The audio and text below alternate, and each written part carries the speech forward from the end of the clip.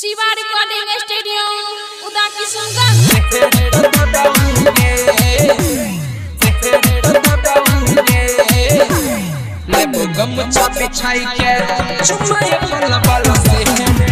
DJ Sonu राज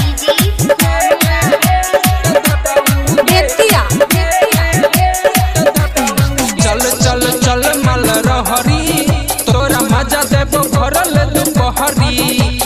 चल चल चल मल रहरी तोरा मजा देबो भरल दुपहरी। जवानी के रेट देबौगे मुँह में चॉकलेट देबौगे।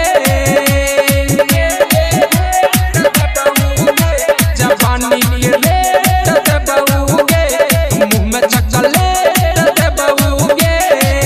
लेबो गमछा बिछाई के चुम्मा ये पला बाला से हेट देबौगे। लेबो गमछा बिछाई के चुम्मा ये पला बाला से हेट देबौगे।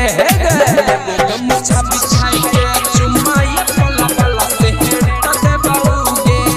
लेबो गमछा बिछाई डीजे सोनू राज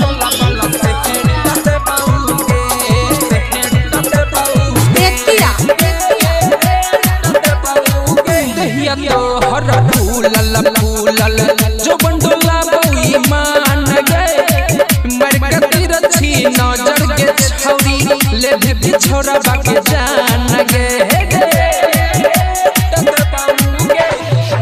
दहिया तो हर फूलल जो बंडोला बउई मान गए मरकती रछी नजर के छौरी ले भी छोरा बाके जान गए।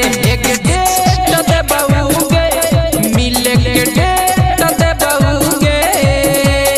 डेट देबौगे मिले के डेट देबौगे। लेबो गमछा बिछाई के चुम्मा ये पला बाला से हेट देबौगे।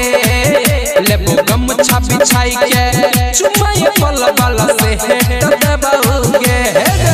गमछा बिछाई के चुम्मा ये पला बाला से हेट देबौगे।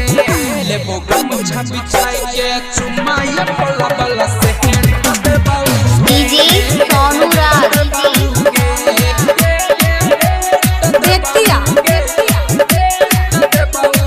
बंगला गाड़ी टाटा सफारी तोरे ले सब कुर्बान गे। टोला मोहल्ला में कहले परतौ राजगीर हमर जान गे। बंगला गाड़ी टाटा सफारी तोरे ले सब कुर्बान गे। टोला मोहल्ला में कहले परतौ सौरभ हमर जान गे। पलट देबौगे जिंदगी पलट देबौगे। पलट देबौगे जिंदगी पलट देबौगे। लेबो गमछा बिछाई के चुम्मा ये पला बाला से हेट देबौगे। लेबो गमछा बिछाई के चुम्मा ये पला बाला से हेट देबौगे। चल चल चल मल रहरी तोरा मजा देबो भरल दुपहरी। चल चल चल मल रहरी तोरा मजा देबो भरल दुपहरी। जवानी के रेट देबौगे मुँह में चॉकलेट देबौगे।